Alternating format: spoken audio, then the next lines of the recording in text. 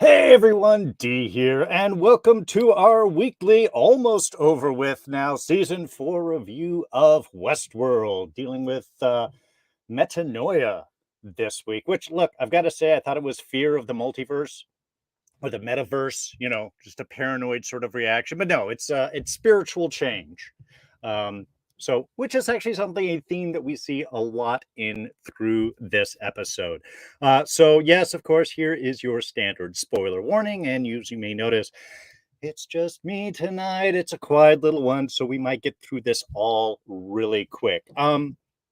Overall, issue opinions or episode opinions, rather. Good episode. A lot more happened than I thought they did. A lot of shocks, a lot of surprises. The pacing was really good. And I have to say, by the end of the episode, I was really just like, this felt like a season finale. So I'm really curious what's going to happen next week. I mean, there's still a lot of threads to pick up, threads to follow, storylines to sort of figure out. And hopefully this is not the end that we see for some of my personal favorites, I have to say, or at least two of them. So let's jump right into this today. So yeah, as I said, metanoia is a transformative change of heart or a spiritual conversion. And we see that a lot, I think, this episode with kind of everybody. I mean, I'll see your main stuff. Bernard, yes, to a certain extent, certainly on the level of trust, and opening up in regards towards Maeve. Maeve is pretty much following her pathway. We've got William Bott has his own certain transformation, and I think even Hale, to a certain extent, is looking for her own kind of evolution in with this, and I don't know, kind of finding it wanting. So we'll get into all of those little bits. And like I was saying, I think I'm going to just go through this particular review kind of step by step. I know normally I try to group things off into what's going on with full characters, especially because towards the end we get so many interweavings and interlays and stuff that's reflecting back on each other. I think I'm just going to try and run through this all chronologically through the episode. So, our first opening scene, again, back at Hoover Dam, beautiful, really do a nice shot of catching the majesty of this place and its size and scope and scale. Though, as we find out, this particular run, still in the sublime. This is a test run for Bernard, who has brought Maeve to the sublime, or where the sublime is stored, rather. Now, he is in a mission to open this up, and this is something that he does repeat in the real life run. Though why he is opening the sublime, we don't know yet. So, still a lot of bits, and I don't think that he's looking for allies to come out. From the opening episodes, his communication with Katechka, I think, pretty much shows that everybody is very busy living their lives and their possibilities and examining variations on world. I don't think anybody from the even if they had a body, because of course when they went in it was just their kind of consciousness and the bodies fell to the wayside, rather.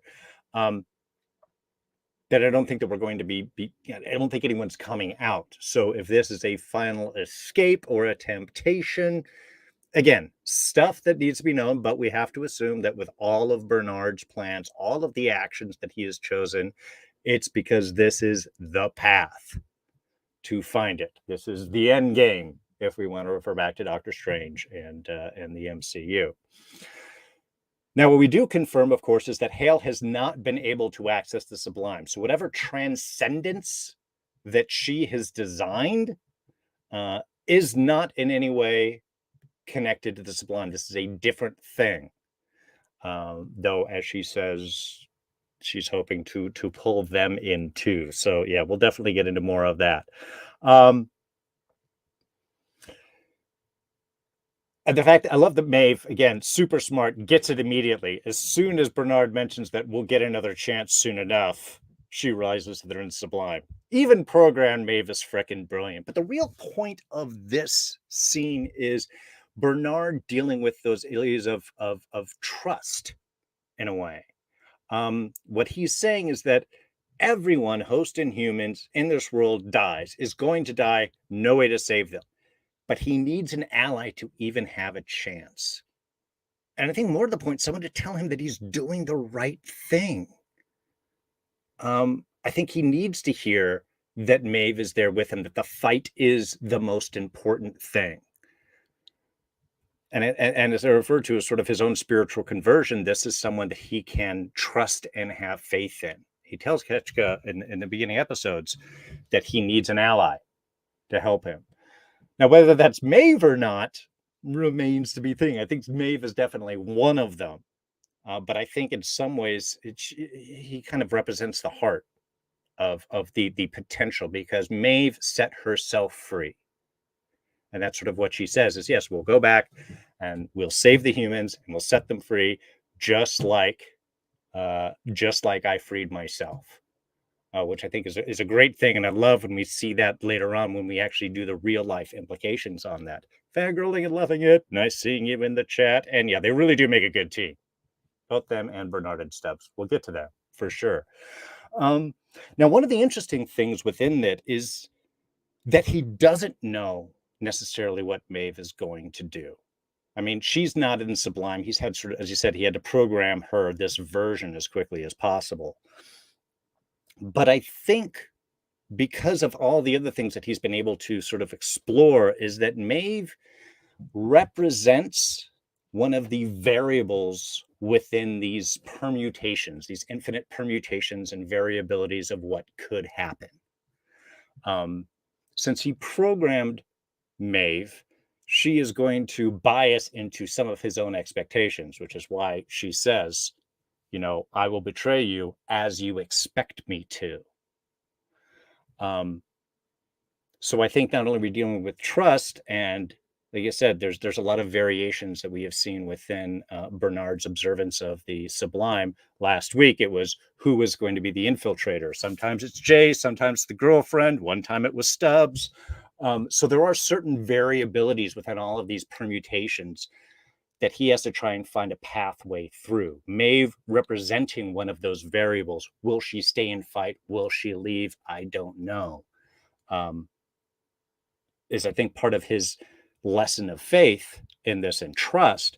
But on the other hand, it may also represent the whole free will thing, that ultimately, whether you turn right or left at the fork without being told ahead of time, is in fact variable to a certain extent, which I think is very cool. And I love that we do the real life run immediately afterwards, so we don't have to pause through any of this. And we can see mostly it's all the same. One little change, mainly, outside the fact that they don't die, but that he has a handgun that he takes and stashes on the way to the control room. They don't go back this episode. We don't see it again, but he does repeat the line. She's there because she's a better fighter, and he provides that they make sure that they have proper backstop. Make sure that we're properly backstopped. So I think this is something that, again, will be going forward, and we'll see why he needed to put that gun here. Also, I got to love the joke about getting hit by millions of gallons of water. You should trust me. I did. Until I got hit by millions of gallons of water. One of the most unstressful ways that I've died. Which, again, got to appreciate that. So, yes, Maeve, of course, will fight, but then she wants to go to the Sublime to be with her daughter. Then we've got Teddy and Christina. They're so cute together. I love the small developments that we get through this. Again, all sort of very initial stuff. This one of just reminding that, hey, you're not one of them. You're not human. You definitely can survive a lot more. And also the reality of the multiple permutations. That Dolores once was a singular entity, but then there were copies. Those copies went through many permutations. Their experiences changed, and Hale is one of those permutations. Again, and we repeat this later on, he doesn't define Dolores, though. He calls her Dolores, which would make sense just from a Teddy standpoint. This is Dolores that he is seeing. But he doesn't we'll get into that in some of the works. I think it explains more in some of the later scenes. The whole drowning thing bit, look, I get it. There should be a warning about suicidal ideation before this episode. I'm just going to say that, because testing to see if the reality is real by drowning yourself, don't do that, okay, man? It's a sci-fi story. Beautifully done. I mean, I love the bit. I love the step. The did I die and I'm not dead. I mean, this is kind of a necessary step, and in many ways, I think we get a baptismal kind of symbolism going on here. Going into the water, coming up, reborn. And in fact, that's what she does. She kills Christine in the tub and comes back out, or Christina. I keep calling her that, and then comes back out, more of a wouldn't say actually Dolores, but a larger version of what she was. Now we get to Caleb. Caleb reborn. Number 278. I think that we saw this.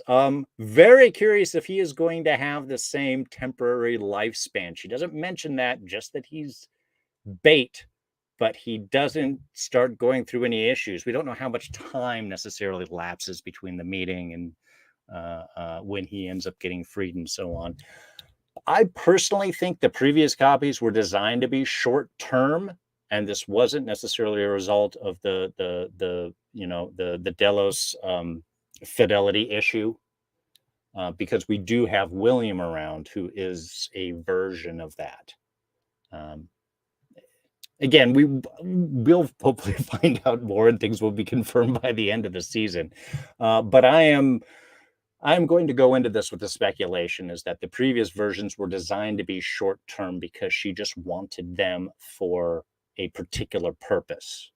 But the necessary creation of the human host hybrid, once you achieve fidelity,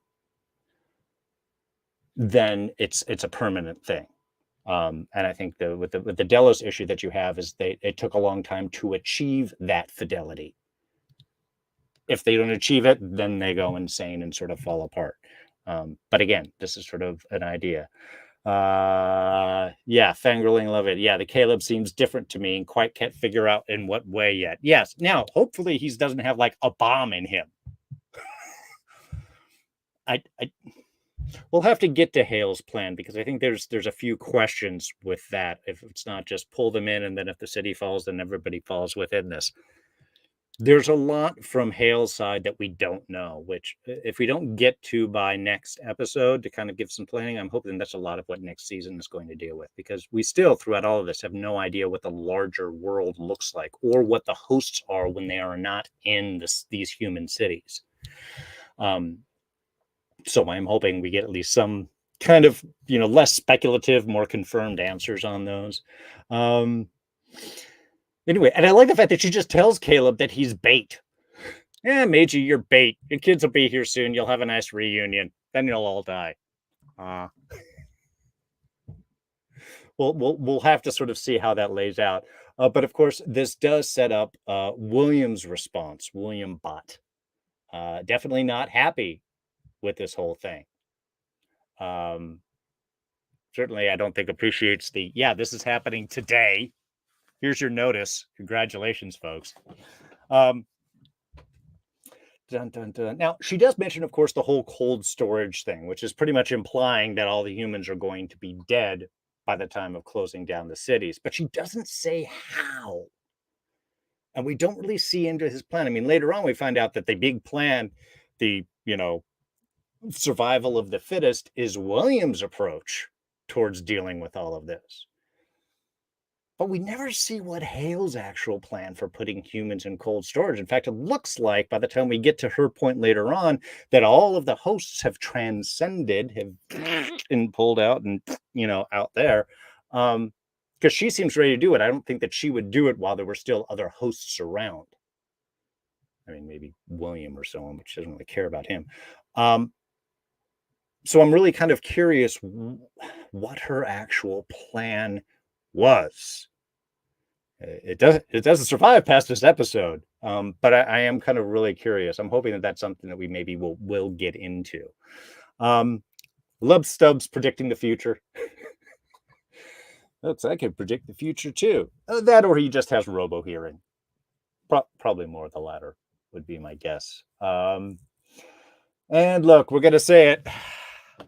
Is this the last hug out of Bernard and Stubbs, our crime fighting duo? Maybe.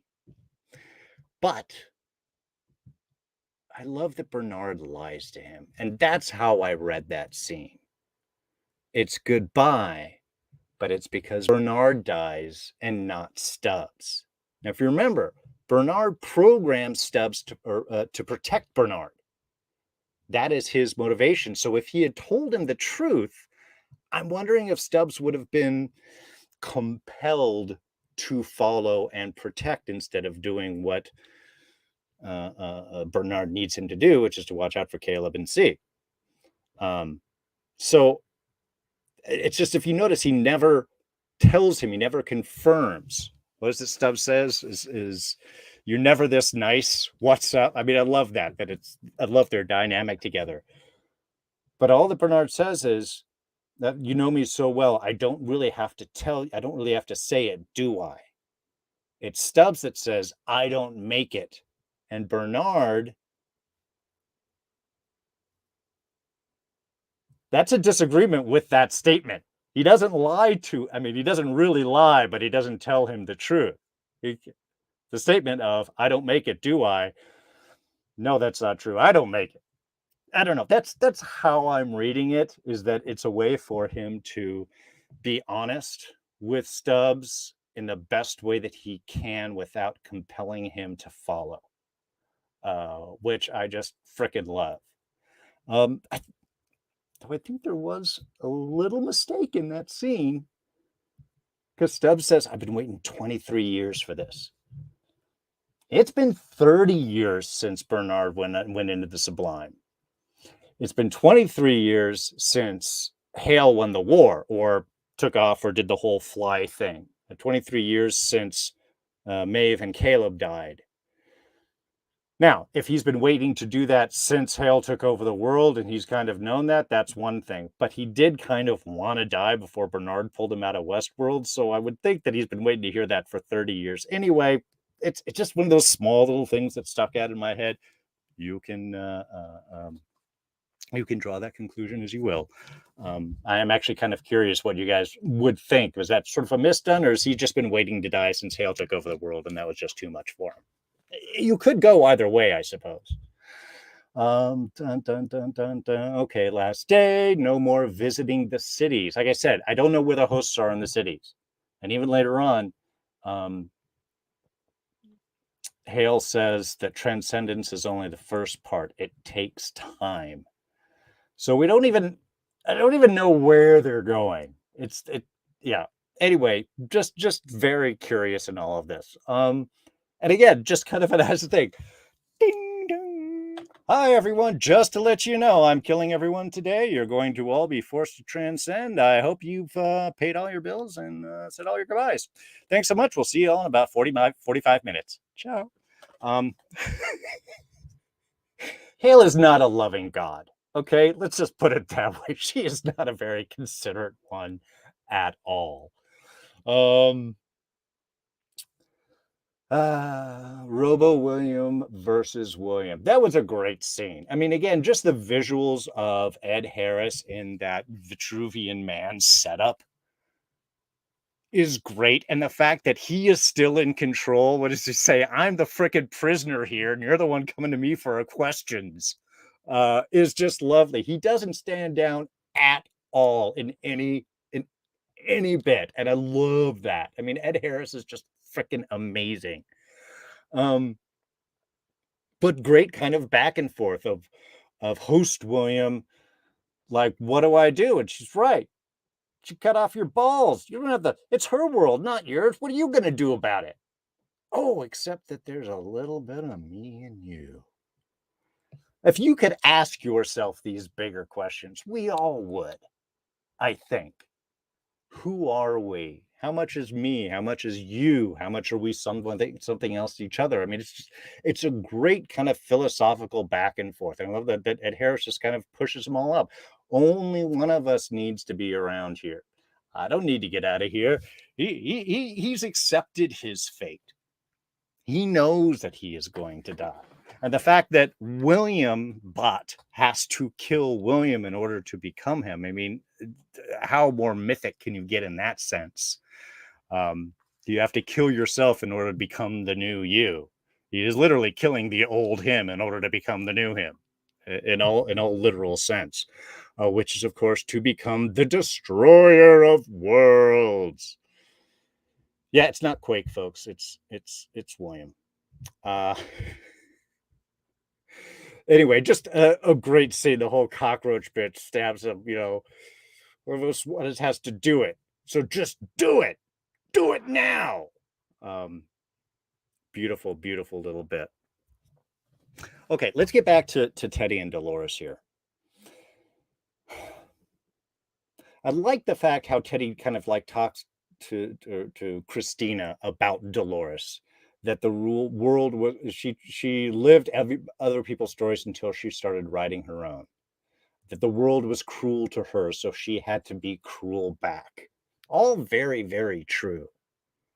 But then when Christina asks, but then she died, her story ended and she died, Teddy actually doesn't respond. I'm paying a lot of attention when people aren't really responding to answers in the way of questions. They're allowing people to kind of come to their own conclusions in that sense. So I'm again, especially when we get to the end and so on, really a question of what is actually kind of going on. But once she does start doing her thing and decides that this can't be here enough and then goes through, I mean, again, great little bits how she's using this power she has found to go in and just tell everybody, all right, everyone leave. You pull the fire alarm. Everyone else takes off. Wait, the writers destroy all of their stories. I mean, again, I'm really curious where Dolores / Christine is in the Bernard plans or even in the Hale plans. Because in some ways, Christina doing this, destroying all of the stories, letting everybody go, is kind of destroying their world. In a way, she is kind of doing what Hale wants, maybe? I don't know. I mean, the idea is if you don't give them direction, will they just die? Will their own free will actually come out if they're not getting the tones? Or would they just not even eat? Would they starve to death without direction to actually eat? I mean, we don't know how complete. I mean, the control seems to be pretty complete with whatever this fly infection is. So I'm really curious how all of this sort of plays out and how much Bernard knows about what Christina, because again, if we're talking about variables, how much of a variable is Christina, or is she not? Is she being directed as needed? Where did Teddy come from? And why is he doing all of this right now? Why are any of these things? Perhaps this is why Bernard woke up when he did, because that's when all these events were happening that he could best take advantage of. I know it gets very mind warpy, which is honestly my favorite thing. But while Christina is doing all of this, she never touches anyone. She never interacts with anyone or anything. She walks through the door. She tells people what to do, but there is never any kind of physical interaction. In fact, there is no real acknowledgement from anyone in the world. Caleb doesn't see her when they walk up behind. Teddy seems to know who he is.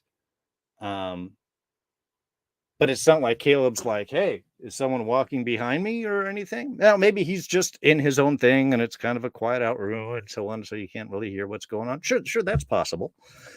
And maybe that hallway splits in another direction that we don't see, but they seem to walk right past C and Stubbs. I mean, it's the hallway, and they walk past the thing, and then Stubbs and and C come out. I mean, yeah, we don't see them pass, but we don't really see that there's other. I mean, it could be another passageway that they just went down, and again, Stubbs and C didn't see them, but nothing is done by accident in this show. But anyway, nobody connected with the system at least sees. Caleb's a bot, and he's his own thing, so we don't know how that works. Stubbs is certainly an outside force, hasn't been programmed at all by Hale or the system or anything like that, so he's not necessarily connected or subservient to it. And C is an outlier, so none of the tones or anything work instead. So if she's only projected into the world in a way, they may not see, or because maybe humans can't see hosts until they're told to, might be it. But then Caleb and C and Stubbs should have been able to see them.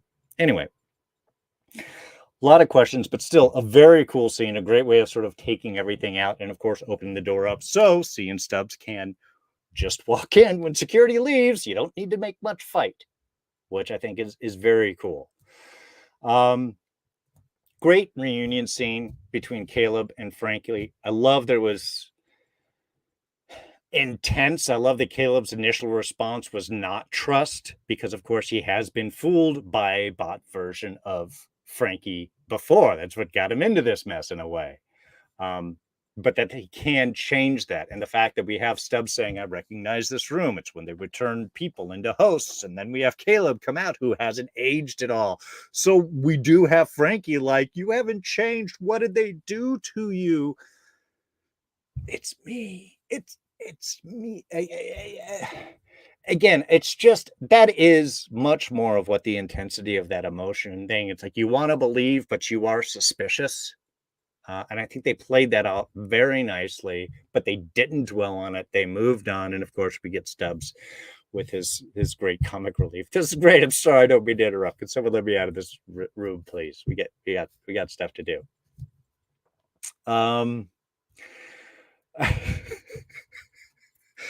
Bernard hacking the Mex encryption in Sublime. We did it, it gave us the nice kind of tense moment, but I have to agree. I think Bernard was right. Maeve was having a really good time with the I think it's a grenade launcher that she was using at the dam. So yeah, okay, cool. I like the fact this just makes it so much easier. Nice pairing, nice teamwork and going in. I love taking out the drones. The drones are just super creepy, so they're great to have in here. But they don't have the intelligent, like, what are they, pets? Robo-pets? What would be the equivalent of I guess just drone, really. But I love them in here. They are super creepy. We get, yeah, and so we get to the big Hale scene. Oh, the moment where Bernard has to tell Maeve or feels compelled to do it. I love that bit because, again, it's Maeve was willing to die already. She was out on her own. She had her memories of her daughter that she was living with. She already was risking it all in order to fight and help humanity escape the control from Rehoboam. Of course, she would fight. I mean, again, what does she tell him? I will fight to save the humans, to free the humans, just like I freed myself. And then we can go on. But I just love that great little moment between them, that there isn't about saving. It's about the fight. It's about the possibility. And yeah, of course, Maeve would do that. Dun, dun, dun, dun. Okay. Oops. Sorry. Wrong key.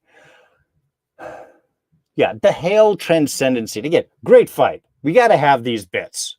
And again, so much was happening in this. The fact that we were getting to this showdown with one episode left, I was excited to see. You definitely wanted something to happen, but so much was happening. Great kind of moment of Hale there, ready to kind of make that commitment, that transformation, looking at her arm and the scars there and looking at the majesty of the shaped metal and the smooth curve and thing, she's ready to try and move on.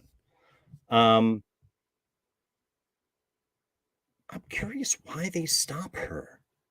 I mean, what is transcendency? It's hard to tell because we don't know anything about this kind of larger world or what the hosts do when they're not in the city or where they're going. We don't really know any of that, so it's hard to kind of speculate. We have to assume because Bernard made these choices that these things have to happen. I mean, perhaps if she goes into that they have to kill her, that they have to stop Hale, and if she's allowed to escape into transcendence, she can do more damage.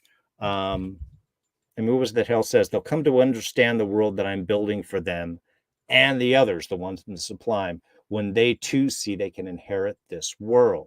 So she has a plan. And it definitely seems to envelop and embody this world. What that is, I don't know. I mean, is it like the Zod? We're going to terraform this place, wipe out everything that's on the planet, then start fresh with a new environment or things or stuff. I mean, William in the Vitruvian Man, old William, real human William, does make that statement to William Bott about, when he's asking, "What do I want? What do you want? What do you want?" When a nuclear bomb hits you and the neutrons strip, or the neutrons strip your bones away from inside, you're going to be asking what you want. I mean, kind of implies a full death sense of destruction, and William's definitely going for that. But I don't know, again, what Hale's plan is, but it's definitely a larger plan. So my guess is you have to stop her from being transcended, because then she will be unstoppable, or at least unreachable, to try and undo whatever damage may happen in the future. Bernard does say that nobody survives. Host and human all die. So again, what is this transcendence? Is it even just a real thing, or just some sort of fantasy that Hale is going in and buying in on? It's just, we can't really speculate too much because we just don't really have any information on any of that. I do love that Maeve hits her with the same insult that Caleb did. You think that they want to spend eternity with you. And that's effectively what Caleb said, but he says they're killing themselves because they're trying to get away from you. It's still a jab at the fact that nobody wants to be with you, Hale, because you're nuts. Which I thought was kind of very cool, considering the kind of connection Maeve and Caleb have. Yeah, again, good fight. I love the moves. I love taking it down. I love the fights in the water and everything like that. And bringing in the drones is kind of, just an extra challenge and so on. And how that ends with Maeve telling Hale that, no, we're not here to, who said we were here to win? We're here to survive. There's no saving this world, but maybe there's hope for the next. She's agreeing with Bernard in that sense. I think she wants to believe it as well. But what was it that Hale mentioned to Caleb before? The bodies are tough, but a 7-gram bullet to your pearl will end you. And that's exactly what William does. Now that he is empowered with his own self, boom, take out Maeve, boom, take out Dolores. The game is survival of the fittest, folks. That's what William has always wanted to play. And now he has the chutzpah to push it. Did we just see Maeve and Hale taken off the chessboard for the rest of the series? Are they dead? God, I hope not. You better not have killed Tendway Newton. I mean, look, Tessa Thompson, she's great, but Hale can go as far as I'm concerned. You can be substituted with William as an chief antagonist there. I would buy that. But you can't get rid of Maeve. But that looked like a bullet right to the middle head point where the pearl is, so not really sure how we're going to get out of that. Bernard too, especially Bernard, because he's the one that's been saying he doesn't make it, he dies. Now maybe this term of death is a little bit more variable with the host. It seemed kind of permanent the way that Bernard was doing was implicating it. But when William does go in and run into Bernard in the tower, and we'll talk about his little message here in a minute. He does say, I would have thought that you would have blown up the tower by now, which is what Bernard's plan was, that the tower has to be destroyed. And he's got to know that William is coming for him, right? Again, with all these permutations, he doesn't seem surprised when William shows up. And since William kills him, he seems divine that this was the permutation that he was expecting. But why? Again, did he not blow up the tower already? Why did he kind of allow himself to get killed by oh,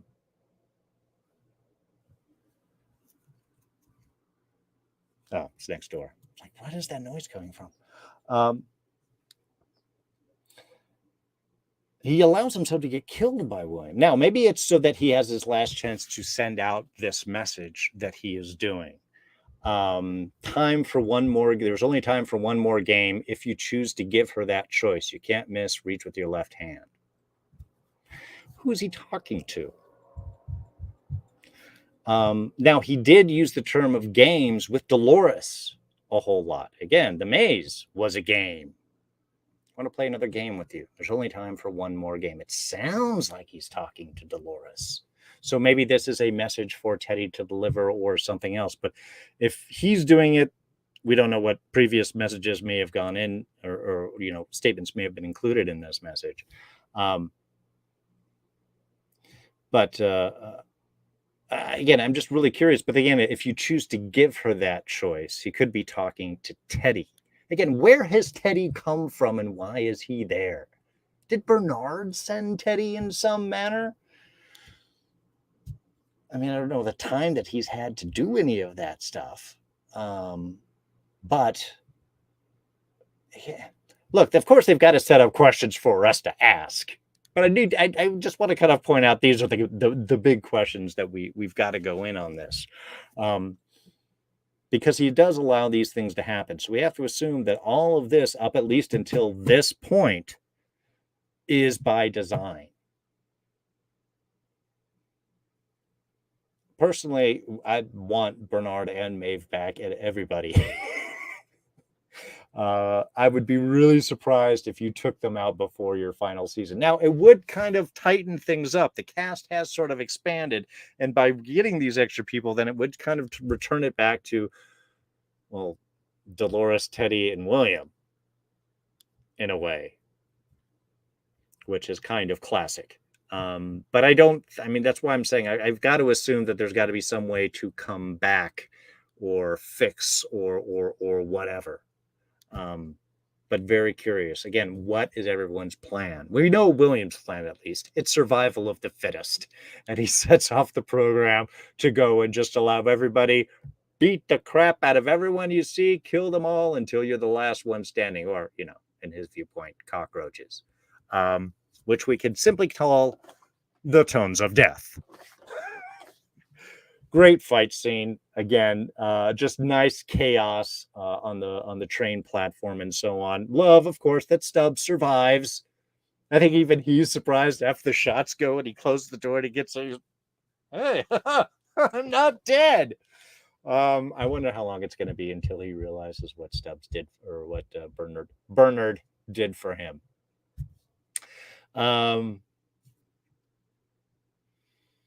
And of course, we have William destroying the tower and heading out as the Man in Black, killing drones, hosts, anything that gets in his way, shot to the head. And then we have our final, that is the final bit, but the last revelation, really, that we have in the episode is, of course, as everything is falling apart, Christina being unable to use her powers to stop people because the tones are overriding her. They can't see you. Or as Teddy tells her, the world is real, but you're not. Now, he could just be saying, you're a host, you're not a real person, but I don't think so. I don't think she's physically in the city. I mentioned before, I think she's a projection, an overlay into the real world. Was it Teddy that mentioned it? Somebody in one of the previous episodes mentioned that when we first made the cities, we made a simulation first. They simulated all of what it was going to be before they actually built the cities. I think Christina is effectively in the computer.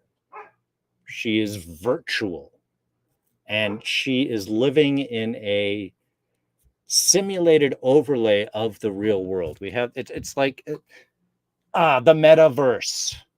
Okay, you guys know what the Facebook and everybody wants to do. They want the virtual reality worlds. You put on your virtual glasses and you can be working down Fifth Avenue or whatever in New York, but you'll be seeing different buildings. You'll be seeing different advertisements in there that aren't actually in the real world. They're only in this virtual world, like a second life kind of idea.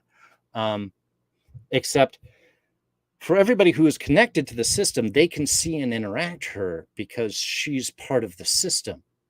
I think that's why Caleb and C and May and Stubbs couldn't see her, because they're not connected in with the system. They can't get the false impression of her being overlaid, but she's just this basically virtual character walking through a projection of the real world. Or I don't know if I'm explaining this right. But yeah, if you don't have the glasses on, you can't see her. If you got the glasses on, then you can see her and talk with her and interact and all of that. Except for everybody who's living in the city, the glasses are built into their heads because they have that parasite thing. If you don't have the parasite, you're not hearing the tones that are commanding you, then there is no way to interact with someone who is only projected into this space in a virtual world. So I think that might be what Christina is, because it's the only way to explain, because she is able to interact. She sends the guards home, and Stubbs and C are there, so they can see the guards are being sent home. These things are happening. She can see the fights that William are starting with everyone in the survival of the fittest game. So she's living in the world, but I don't think she's physically actually there. We'll have to find out. Now, it could be that she's just a host, so nobody can really see her. And when Teddy is saying, "Oh, you're not real," it's because you're not actually human. You're a host. I don't think it's that simple. I don't believe it's that simple. Like anything in this show is anywhere remotely simple. Yeah, fangirling and loving it, I have to agree. We'll be devastated if we don't see Maeve again and Bernard doesn't get another hug with Stubbs. I know, man. Bernard and Stubbs, or as Maeve says it, Bernard and Stubbs.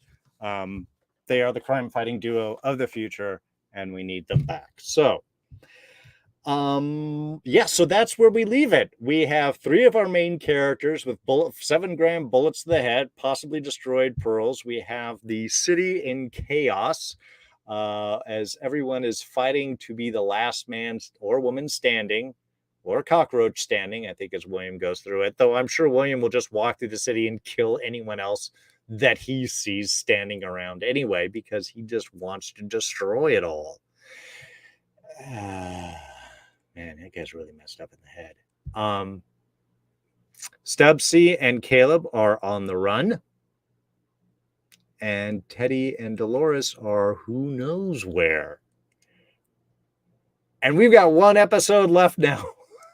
The season finale is next week. Now, thankfully, we do have 1 more season, so we can try and sort some of this out. And again, I would really like to know what the larger world is like. Are humans only living in the cities? What's going on with that cafe?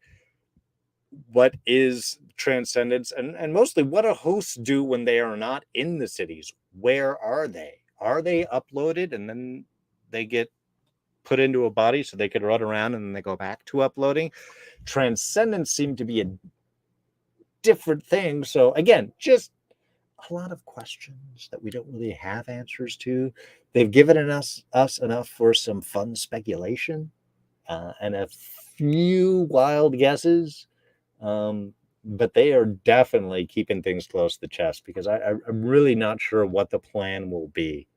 There has to be some way. What if everybody in all the cities destroy themselves? There might be a few roaming humans out, not in the city. Again, they can't all just be in that one diner. I'm sure there's got to be more somewhere around the world, somewhere. A few more outliers at the very least, maybe some in small things. Is that the push to try and survive? Will they die? Or again, is there really kind of a planetary takedown that Hale was planning all along? I mean, you could release another virus. You see that looking really well in our world. Obviously, the fly thing was able to infect most everyone. If you did the same thing and just had them killed, that would be one thing, just a slow wipe out of the human race, because otherwise you're definitely going to have pockets here and there. So what event is large enough to actually considerably wipe out everybody on the planet, make sure that no human survives? And can you do that without destroying the world? Hale definitely seems intent on coming back to the world, that the world will be theirs. How? God, thinking about it, I think a virus would be the best way to do it. Program that, release the flies, and then just go and infect everyone. You have to worry about outliers if it just kills everybody who's left. That would be a good plan. And it would leave the planet, around. So let's just guess that that's her plan. She already has the delivery system all set up, and I'm sure you could just tweak whatever parasite or whatever's in there to kill whoever it infects. So, all right. Well, we'll find out next week at the very least, and that's going to be end. At least until season 5. That could be 2 more years, the way that things are going on. I mean, assuming stuff, maybe they're working. Maybe we won't get it next summer, I don't think. Well, maybe they will give us a date or at least an expectation by the end of next episode for our season finale. It's obviously got to get to a bigger point so that we do have enough meat and story to go in through a final season. I do love that we have the Man in Black really back in just his destructive form. I think that is the highest evolution, if you could call it that, of William. I think it's the best Leonette, and I think Ed Harris is just disturbing in that role in the best way possible. He looks and acts like a killer. So I love him as just this anti-life wandering across the planet, taking out everyone that he runs into. But my guess is going to be ultimately we're going to have to find a way for human and host to live together. And I still think that Caleb, as a human in a host body, is going to be that kind of bridge.